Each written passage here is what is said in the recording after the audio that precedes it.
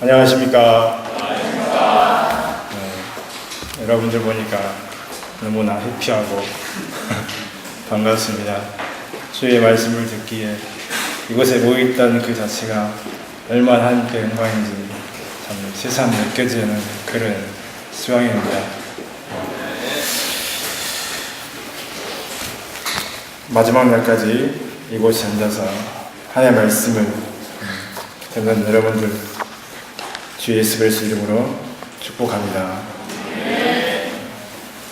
여러분의 인생 중에서 최고의 기쁨은 무엇입니까? 이 말씀을 집에서 리허설하고 있는데 이 말 하니까 우리 한비 씨가 하나님 저를 만드신 걸 알아 대답을 하더라고요. 저도 그랬습니다. 이것만은 꼭 누군가에게 전해주고 싶은 기쁜 소식이 있습니까? 이것만 생각하면 그 어떤 두려움도 사라지고 살맛나는 그러한 기쁜 소식이 있습니까? 시간 그 기쁜 소식을 함께 만나기를 간절히 기도합니다. 예수님이 부활하셨다. 이는 죽음이 지배하는 인류 역사상 가장 놀랍고도 기쁜 소식입니다. 이 시간 이 기쁜 소식이 현재 우리 심령에 영접되어지기를 기도합니다. 나아가 이 부활의 소식을 나만이 알 것이 아니라 땅까지 전하고자 하는 소원으로 충만하여지기를 기도합니다. 파트 1 말씀대로 살아나신 예수님 1절에서 15절 말씀입니다. 때는 안식이 다해가고 안식 후 첫날이 되는 동틀 무렵이었습니다. 이날은 예수님이 사망 권세를 파하시고 부활하신 영광스러운 부활의 아침이요 승리의 아침입니다.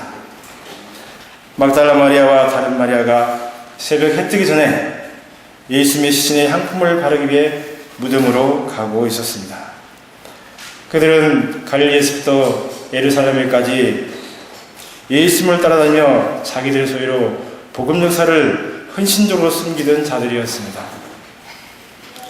그들은 예수님께서 십자가에 못 박혀 죽으시고 무덤의 장사지금까지 가까이서 지켜보았습니다.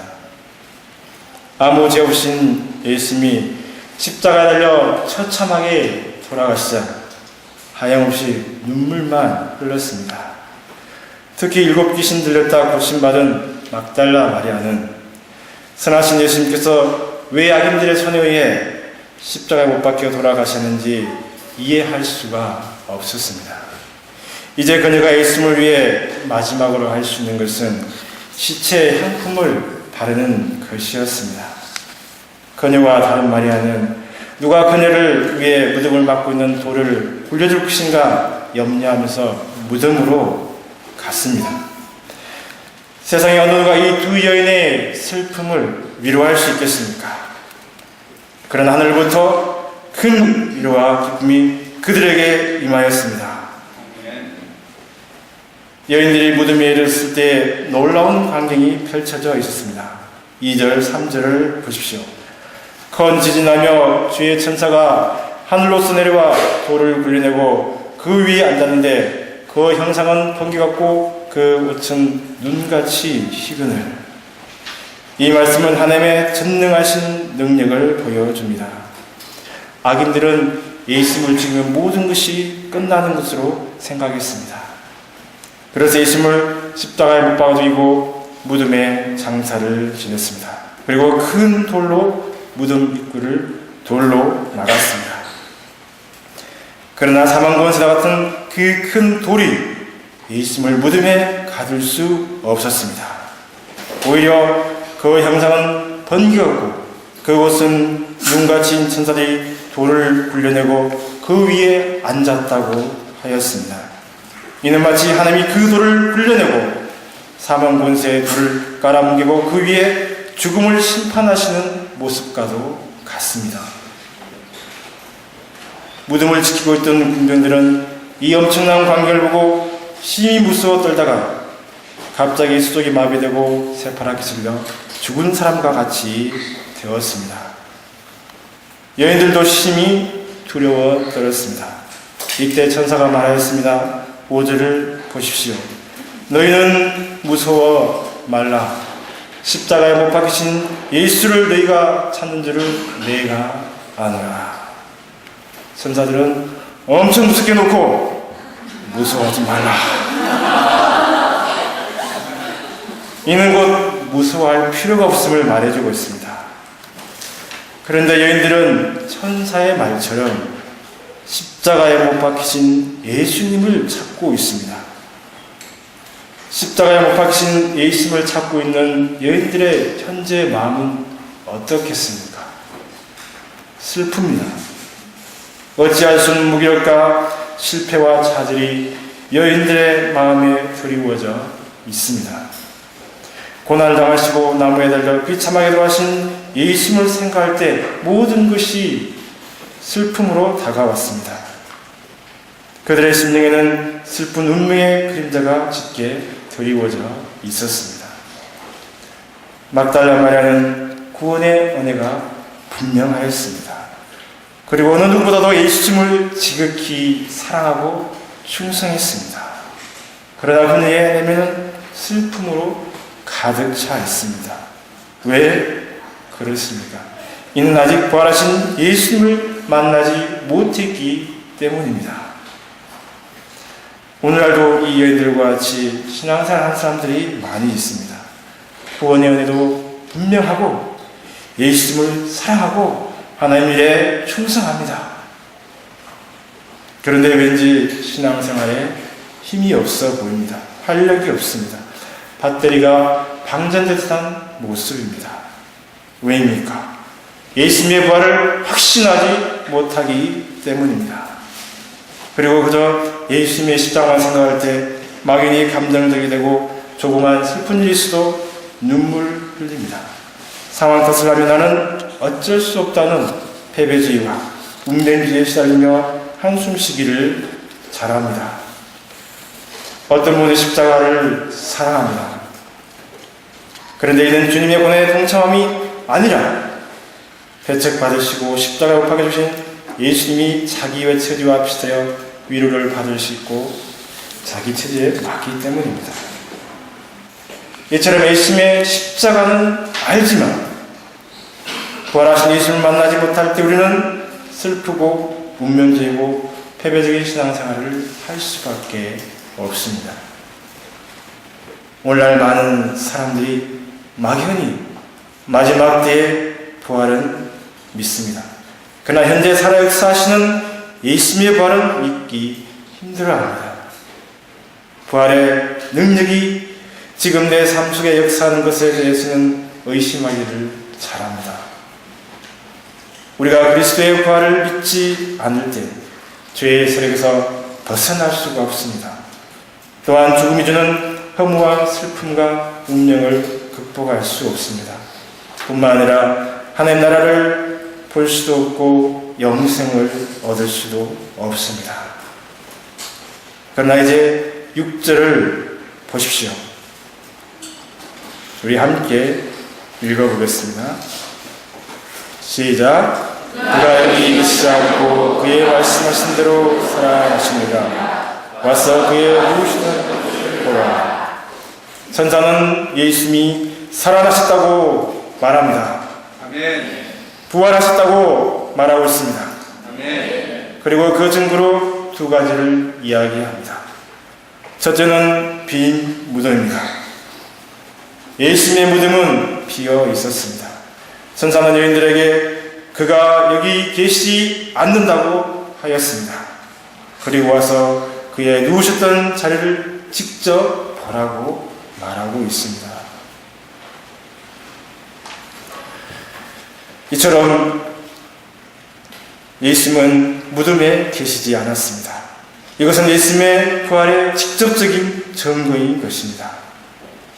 예수님의 무덤이 비려면 예수님께서 부활하시거나 아니면 시신을 누가 훔쳐가는 수밖에 없습니다. 만약 누가 훔쳐간 경우라면 훔쳐갈 사람이 제자들 밖에 없습니다. 일반 사람들은 예수님의 시신에 무관심하였고 대제사장들과 로마 군병들은 훔쳐가지 못하도록 철통같이 지키고 있었습니다. 그러면 제자들이 훔쳐갈 만한 용기가 있었겠습니까? 제자들은 자기들도 예수처럼 잡혀서 죽진 않을까 하여 방문을 잠그고 덜덜 떨고 있었습니다. 이런 그들이 로마 군병들의 철통 방어를 뚫고 시체를 훔쳐간다는 것은 상상할 수도 없는 것입니다. 또 요한복음 20장 6절 7절을 보면 예수님의 빈 무덤 안에는 시체를 감았던 세마포와 머리를 쌌던 수건이 가지런히 개어져 있었다고 합니다. 세상에 시체를 훔쳐가면서 누가 냄새에 진동하게 시체를 감고 있던 그 세마포를 벗기었으며 또 가지런히 개어놓고 가겠습니까? 또 한나롭게 여유롭게 수건을 벗겨서 예쁘게 개어놓고 가겠습니까? 또한 본문 13절에서도 시체를 훔쳐갔다고 하는 대제사장들과 장로들의 주장이 거짓으로 드러났습니다. 그러면 남아있는 유일한 가능성은 예수님께서 부활하셨다는 것입니다. 지금도 예수님이 묻히셨던 그곳에 가보면 He has risen. He is not here 라고 적혀 있습니다. 이렇게 예수님의 무덤은 빈 무덤으로서 하나님의 능력으로 부활하였습니다. 둘째로 예수님은 말씀하신 대로 부활하셨습니다. 예수님은 십자가행을 당하기 전에 여러 번 자신의 죽음과 부활에 대해서 자세히 말씀하셨습니다. 마태복음 16장 21절 이때로부터 예수 그리스도께서 자기가 예루살렘에 올라가 장로들과 대제사장들과 세관들에게 많은 권한을 받고 죽임을 당하고 제3일에 살아날 것을 제자들에게 비로소 나타내시니 또한 마태복음 17장 23절 20장 19절 26장 32절에서도 말씀하였습니다. 세상에 아무도 자신이 언제 죽는지 정확히 아는 사람은 없습니다. 그런데 다시 산다? 나 부활한다? 상상할 수도 없는 일입니다. 그러나 예수님은 자신이 언제 어떻게 죽고 또 사흘 만에 살아난다는 것을 정확히 아시고 말씀하셨습니다. 예수님은 그 말씀대로 죽은 지 사흘 만에 살아나셨습니다. 또한 예수님의 부활은 구약 성경에 이미 여러 번 예언되어 있습니다. 이처럼 예수님은 예언의 말씀대로 부활하신 것입니다. 예수님은 어쩌다 우연히 부활한 것이 아닙니다. 구약 성경과 자신이 말씀하신 대로 하나님의 예정하신 뜻 가운데 부활하신 것입니다. 이것은 예수님의 부활이 명백한 역사적 기초 위에 이루어진 역사적 사실임을 분명히 말해주고 있습니다. 이는 성경 말씀과 예수님의 말씀의 진정성을 보여주고 있습니다. 이뿐만이 아닙니다. 수많은 부활의 증인들이 있습니다. 이들은 모두 예수님의 부활을 증거하기 위해 많은 위험을 무릅쓰고 기쁨으로 순교까지 하였습니다. 예수님이 부활하지 않았다면 수많은 사람이 목숨을 내놓고 증인의 삶을 살지 않았을 것입니다. 이상에서 볼 때 예수님은 분명히 살아나셨습니다. 예수님이 십자가에 못 박혀 돌아가신 것이 역사적인 사실인 것처럼 예수님이 죽은 자 가운데서 살아나신 것도 분명한 역사적 사실입니다. 이렇게 예수님은 부활하심으로써 생명의 주가 되시고 죽음을 이기신 승리의 주가 되셨습니다. 그러면 예수님의 부활이 우리에게 주는 의미가 무엇입니까? 그것은 우리 인생의 모든 죽음 문제를 해결하시다는 것입니다. 사람은 죽음을 두려워합니다. 두렵지 않은 사람 아무도 없죠? 죽음을 무서워합니다. 왜 그렇습니까? 죽음은 우리의 모든 것을 한순간에 앗아가 버리기 때문입니다.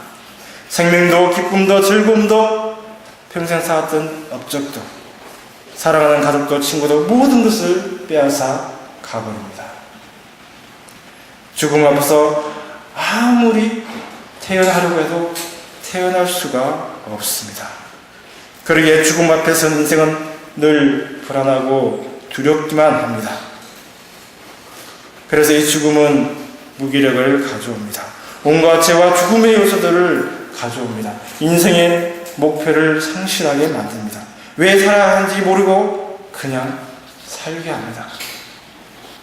그래서 많은 사람들이 오늘 내일 먹을 것을 쌓아놓고도 못 살겠다 합니다. 이것은 곧 영혼의 죽음인 것입니다. 그러나 예수님의 부활은 우리의 영혼을 소생시킵니다. 희망과 기쁨과 창조와 행복으로 인도합니다. 세상에 줄 수 없는 삶의 에너지로 충만케 합니다. 그리하여 모든 어둠의 요소들, 못한다, 할 수 없다, 힘들다, 해도 안 된다 라는 생각에서 박차고 일어나 밝고 맑은 힘찬 인생을 살게 합니다. 그때 슬픔이 변하여 기쁨이 되고 두려움이 변하여 용기가 됩니다. 부정적인 자가 변하여 긍정적인 자가 되고 운명적인 자가 변하여 승리에 기초한 인생을 살게 됩니다. 뿐만 아니라 예수 그리스도의 부활은 우리에게 산 소망을 줍니다. 예수님의 부활은 장차 우리도 부활하게 될 것을 예고합니다. 고린도전서 15장 51절 52절 함께 읽어보겠습니다. 시작. 우리가 너희에게 비밀을 말하니 우리가 다 잠잘 것이요 마지막 나팔의 순식간에 호련이 다 변하리니 나팔 소리가 나며 죽은 자들이 죽지 않을 것으로 다시 살아나고 우리도 변화되리라. 부활의 믿음 있는 자들은 해와 달과 별과 같은 영광스러운 부활의 형체로 변화될 것입니다. 연약한 육체를 가진 인간이 강한 육체로 부활합니다.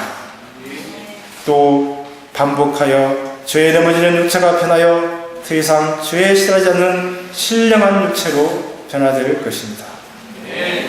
또 온종일 하나님과 동의하며 하나님을 찬미하는 거룩한 육체가 될 것입니다. 이때 우리 자매님들은 어떻겠습니까? 더 이상 화장할 필요가 없겠죠. 이렇게 부활은 우리의 궁극적 소망이 됩니다. 예수님의 부활은 우리 삶의 가치관과 스타일을 완전히 바꾸어 놓습니다. 우리 인생 전체를 바꾸어 놓습니다. 인간적인 사람을 영적인 사람으로 변화시켜 놓습니다.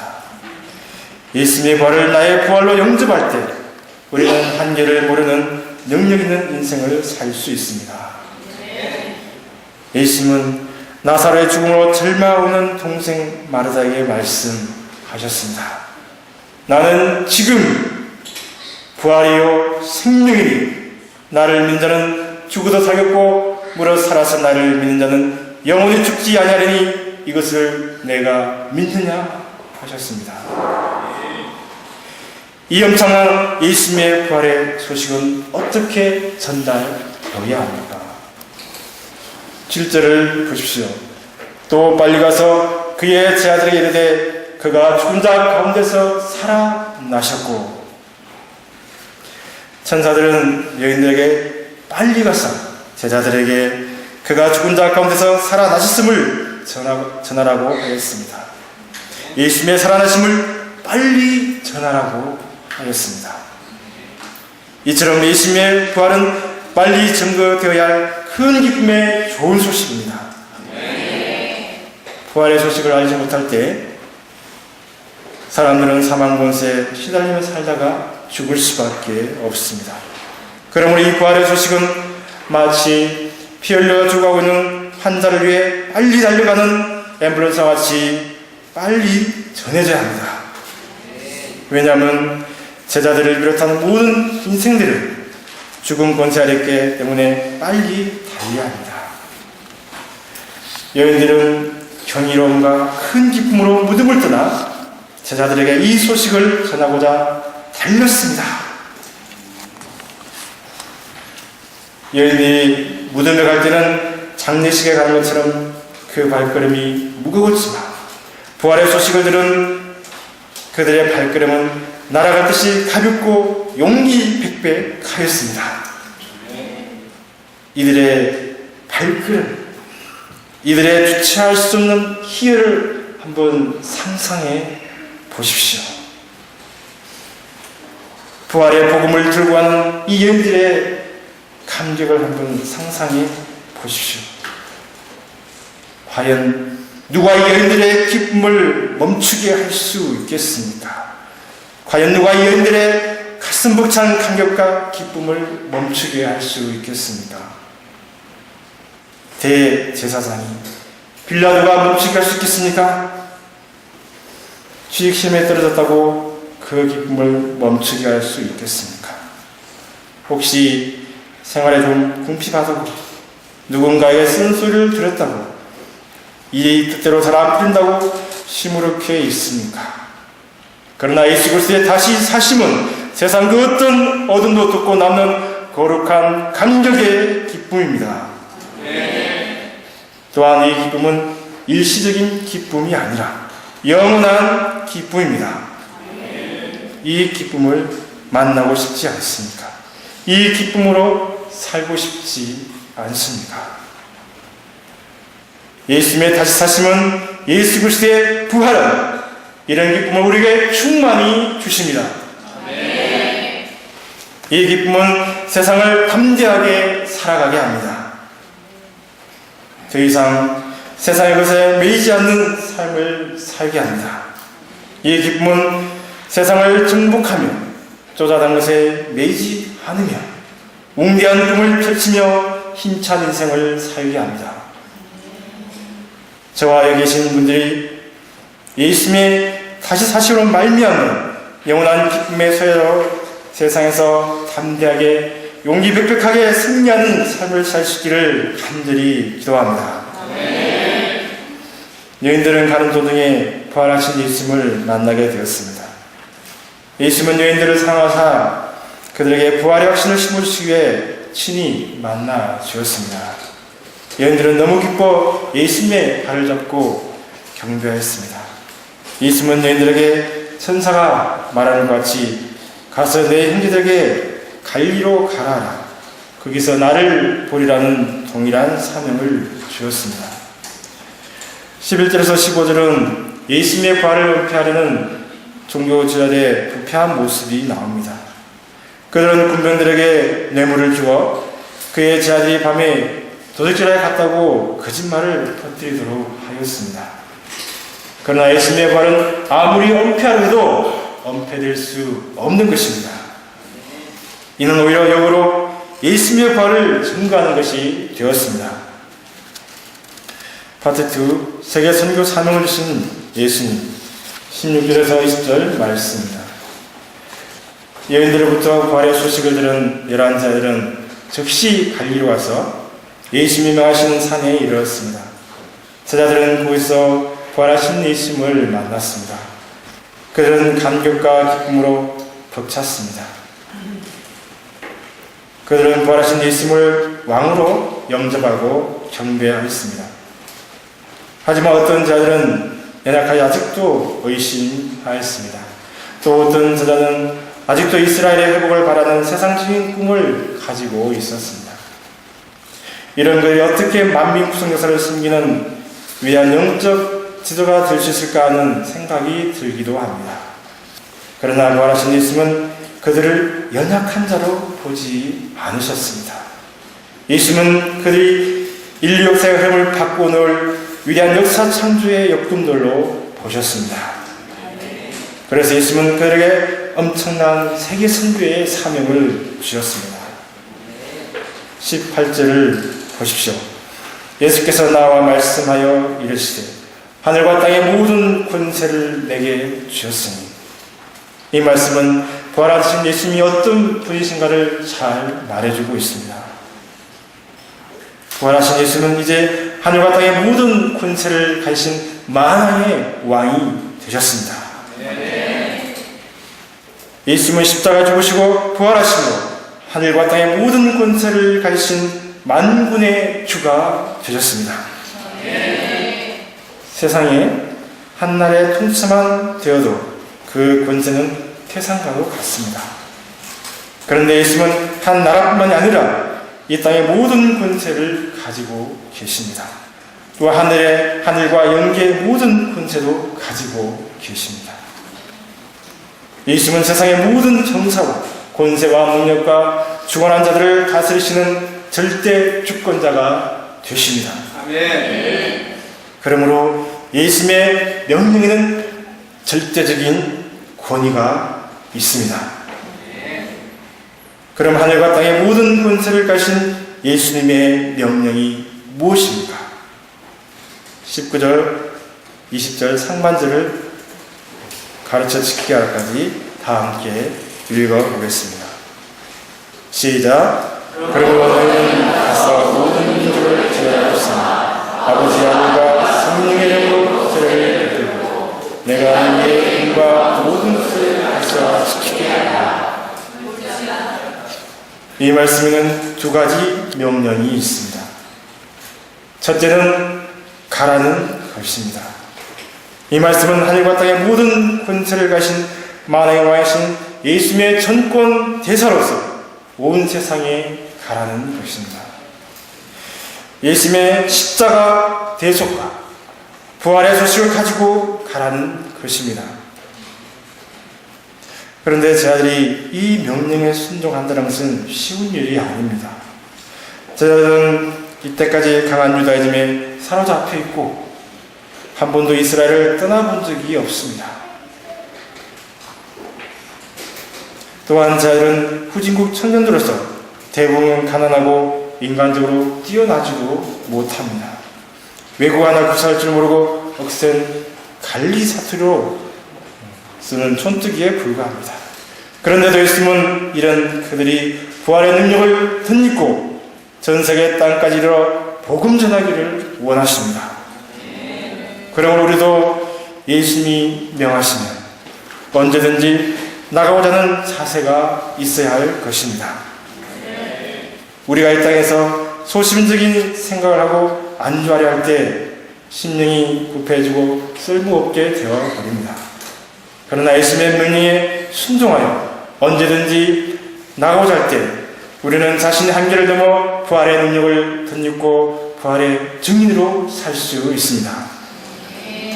우리가 우리의 상황과 형편만을 바라볼 것이 아니라 가라 고 하시는 그 절대적인 명령에 순종하여 살아가는 삶이 되기를 기도합니다.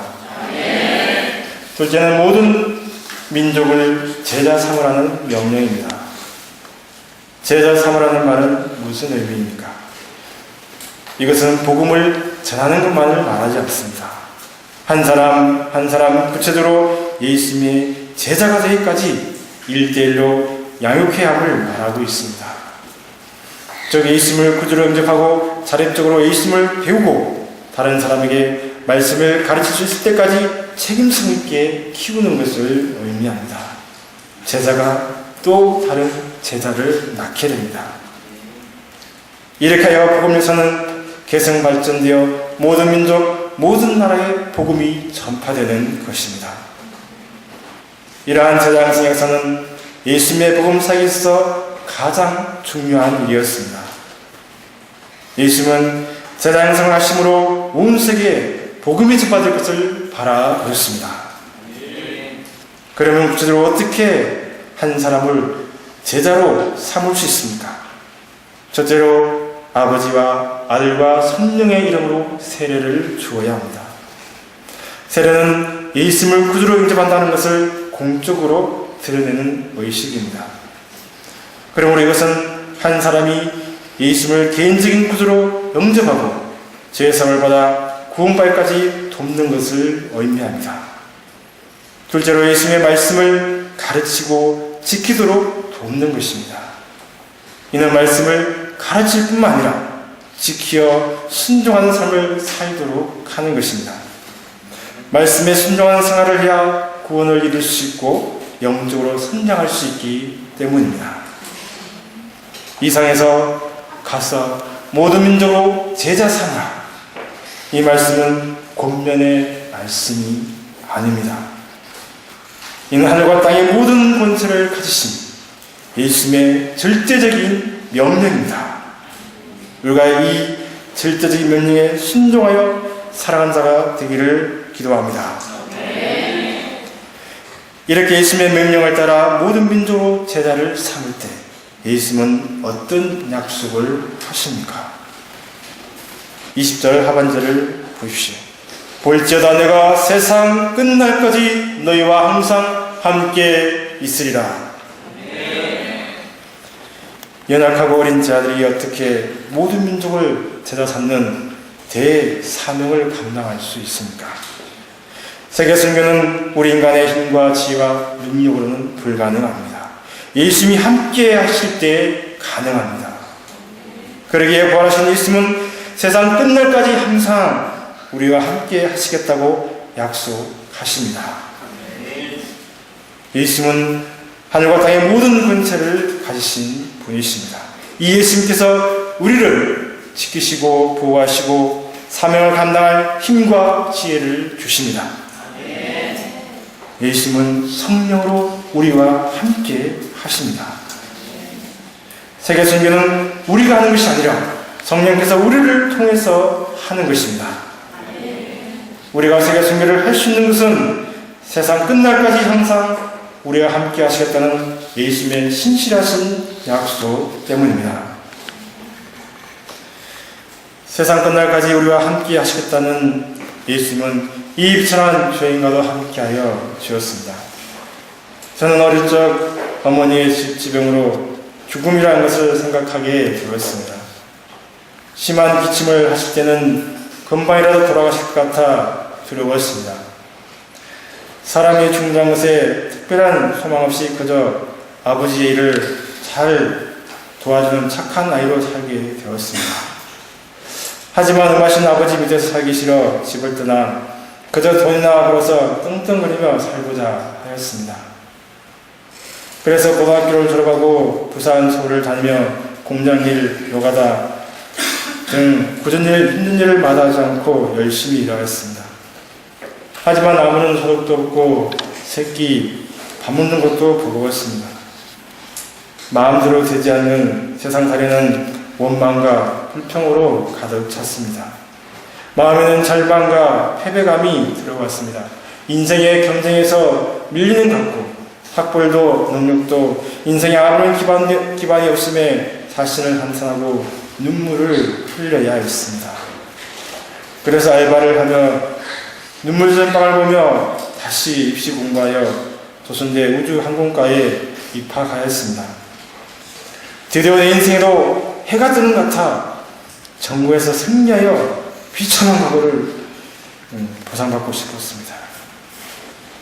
말씀 공부하자는 목자님의 권유도 뿌리치고 전공에 매진하였습니다. 그러다가 한밤에 찾아온 외 목자들의 강권에 못 이겨 그때 제 주위를 8분인가 쭉 둘러쌌습니다. 그 밤에 절대 가지 않을 기세였습니다. 90년 여름상에 참석하였습니다. 나의 생각은 도저히 말도 안 되는 예수님을 반박하기 위해 맨 앞에 앉아 말씀을 자세히 들었습니다.